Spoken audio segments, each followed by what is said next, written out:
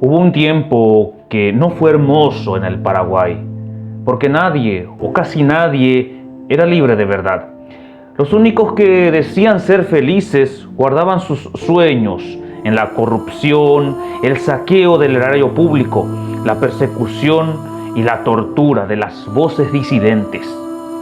Un tiempo donde ser contrera era casi como firmar una sentencia de muerte, donde salir a reclamar por la vigencia de los derechos humanos fundamentales, como la libertad de expresión o exigir un país mejor, eran reprimidos ferozmente, donde soñar un país mejor equivalía a una ilusión o tal vez a venderse, donde la única forma de vivir normalmente era callado y con miedo o, como mejor alternativa, afiliarse al Partido Colorado, ligar un puesto en el Estado y ser cómplice del saqueo y el expolio de la República del Paraguay. Pero en la noche del 2 y madrugada del 3 del mes de febrero del año 1989, un golpe de Estado defenestró del poder al entonces dictador del país, el general Alfredo Stroessner, y el Paraguay entraba por fin en la era de la democracia, de las libertades, de la pluralidad. Han pasado apenas 35 años de la caída del tirano, pero las prácticas autoritarias tan nefastas y que tanto dolor y sufrimiento han causado al pueblo paraguayo siguen incólumes, especialmente en filas del partido que sostuvo durante 35 años al tirano del Paraguay, el Partido de la Asociación Nacional Republicana, Partido Colorado. ¿No han servido acaso más de 35 años de oscurantismo, donde pensar distinto y peor aún expresar dichos pensamientos eran causales de ir preso, ser torturado o asesinado? ¿Acaso no han bastado las represiones políticas, la persecución a las voces disidentes, el terrorismo de Estado y toda la corrupción institucionalizados como para volver por el camino del autoritarismo, el totalitarismo y el uso del poder como garrote a quienes no se venden, a quienes solo ejercen su derecho a expresar su voz en contra de todo lo malo que estamos viendo y viviendo a diario? Porque desde el gobierno del tan mentado Nuevo Rumbo de Horacio Cartes, pasando por el gobierno de la gente de Mario Abdo Benítez y llegando a este gobierno que prometió que vamos a estar mejor, de Santiago Peña, cada vez estamos peor. Estamos peor con un partido colorado que sigue copando los espacios del poder, especialmente donde se debe administrar el dinero del pueblo para seguir saqueando y también copar la justicia para seguir con el festival de la impunidad. Estamos peor con una oposición dividida, en donde un grupo se vende sin vergüenza alguna a los poderes de turno por un puñado de cargos de dinero, asegurándose así un lugarcito para ejercer el poder y tener impunidad. Y si hablamos de impunidad, es un tema que no debemos dejar de lado, porque la impunidad rampante que desde la tiranía sigue vigente es práctica de todos los días, especialmente si esa impunidad favorece a los amigos y funcionales al poder. Pero hay de aquel o de aquellos que se atreven a criticar al poder, a decir sus pensamientos, a endilgarles en la cara lo podrido que están. Hay de aquellos que intentan, desde sus espacios ganados democráticamente, como ser un puesto en el Congreso, proclamar a voz en cuello que el rumbo de este país es el regreso a tiempos oscuros, tal como fueron los tiempos durante la dictadura. Hoy el Paraguay se encuentra en una de las etapas más oscuras, comparable a los tiempos del marzo paraguayo de 1999, donde un grupo de compatriotas fueron asesinados de forma cobarde e impune, solamente porque salieron a defender la democracia.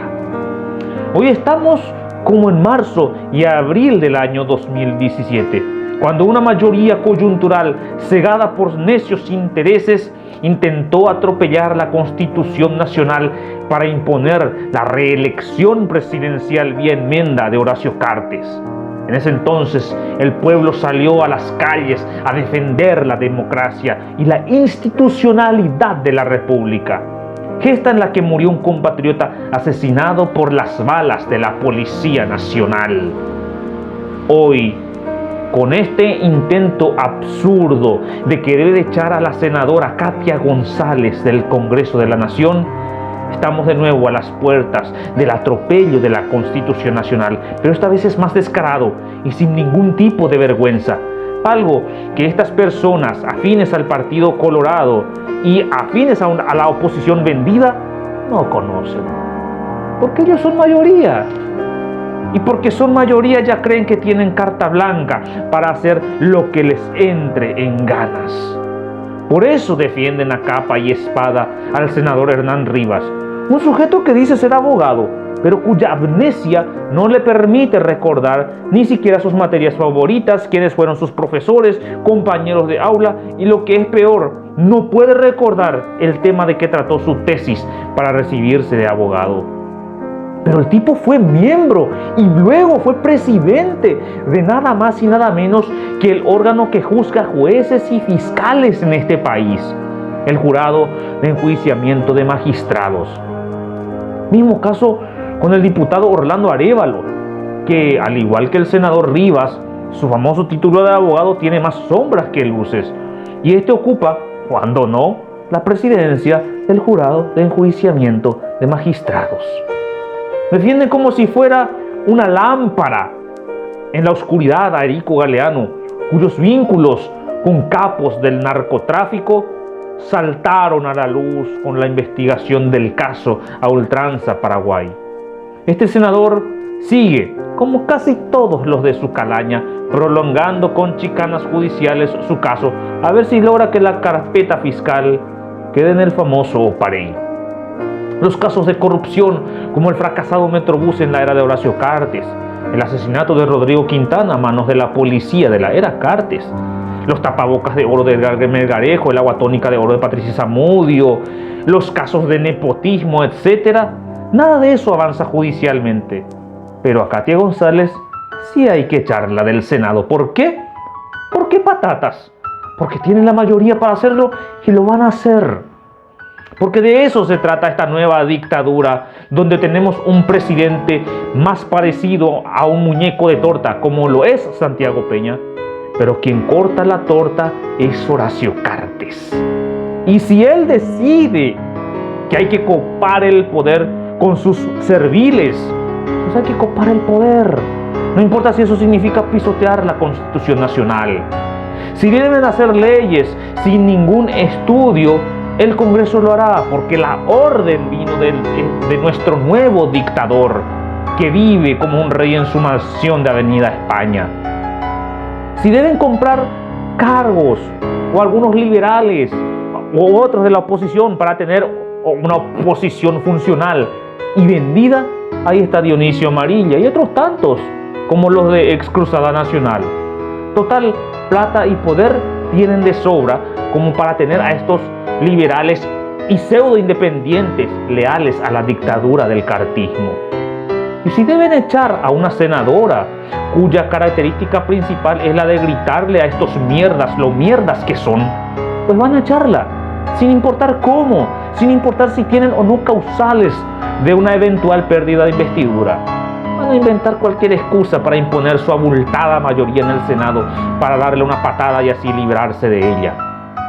Poco importa que hace uno o 2 meses atrás modificaron el reglamento interno para echar a un senador de su banca e impusieron su deseo de que sea por una mayoría de 30 votos sobre 45. Eso no importa si primero pueden borrar con el codo lo que escribieron con la mano y así volver a tener la vieja normativa para echar a Katia González por mayoría simple de la mitad más 1. No importa que entre los que quieren echarla del Senado estén personas que contrataron a sus hijos e hijas como funcionarios del Congreso o que movieron sus influencias para que toda su parentela esté viviendo a costas del pueblo paraguayo. No importa que entre los firmantes esté un senador que fue filmado comprando cédulas en plenas elecciones generales o que esté otro con serios indicios de tener relaciones con capos de la mafia. No importa que esté uno que fue acusado de evadir impuestos para favorecer a sus empresas. No importa que esté un senador cuyo hermano, exintendente de Villa Hayes, fue recientemente condenado a prisión por un descomunal desfalco del dinero del pueblo paraguayo. No, nada de eso importa. Acá lo que importa es que hay que echar o echarles a quien o quienes se atreven a ejercer el único derecho que esta tiranía no puede pisotear: el derecho al pataleo para defender la Constitución Nacional y por ende defender a la República del Paraguay. Hay que echarles a estos que al menos se atreven a gritarles en sus caras lo podridos que están, o como dije más recientemente, a gritarles lo mierdas que son. Hoy van a por Katia González, mañana a por quién irán: a por Celeste Amarilla, a por Esperanza Martínez, a por Yolanda Paredes, Eduardo Nakayama, a por Joana Ortega, a por Raúl Benítez. Y si echan a todos ellos, ¿a quiénes más deberán echar? Al pueblo paraguayo. Porque recordemos que gobierna la mayoría de una minoría. Ellos, los Bachi Núñez, los Dionisio Amarilla, Pedro Aliana, Santiago Peña, etc. Ellos no representan a la mayoría del pueblo paraguayo. Ellos son solo una minoría corrupta que hoy, por azar o mala fortuna, tienen el poder de todo un país. Por eso, hoy más que nunca, urge salir a las calles y decirles a estos puercos, a estos cerdos forrados con piel humana, que ellos no son los que mandan, no son los que tienen el poder. Hoy es el turno del pueblo paraguayo de mostrarles que ellos son una escoria que no merecen en absoluto nuestro respeto. A estos cuadrúpedos de la tiranía de Horacio Cartes debemos mostrarle de qué está hecho el pueblo paraguayo, en especial ese pueblo que no fue a votar por ninguno de estos que dicen gobernar a nombre del pueblo paraguayo. Esto no es un llamado a favor de Katia González, es un llamado a favor del propio pueblo paraguayo, que fue capaz de salir en marzo de 1999 y en el 2017 a defender lo único que separa la tiranía de la democracia: la Constitución Nacional. Hoy estamos llamados a defender lo que muchos compatriotas defendieron derramando su sangre: el futuro de un Paraguay libre, de un país sin servidores ni amos. Estamos llamados a defender lo que tantas vidas ha costado. ¿Por qué? Si no luchamos ahora, ¿por qué causas lucharemos mañana? Quiero terminar este video plagiatorial con un fragmento de la poesía de Mario Benedetti, ¿Por qué cantamos?, cuando dice: usted preguntará por qué cantamos. Cantamos porque el río está sonando y cuando suena el río, suena el río. Cantamos porque el cruel no tiene nombre y en cambio tiene nombre su destino. Cantamos por el niño y porque todo, y porque algún futuro y porque el pueblo. Cantamos porque los sobrevivientes y nuestros muertos quieren que cantemos. Cantamos porque el grito no es bastante y no es bastante el llanto ni la bronca. Cantamos porque creemos en la gente y porque venceremos la derrota. Queridos amigos, espero que todos estén bien. Espero verlos en un próximo video plagiatorial y, por qué no, espero verlos en las calles de nuestro país. Hasta pronto.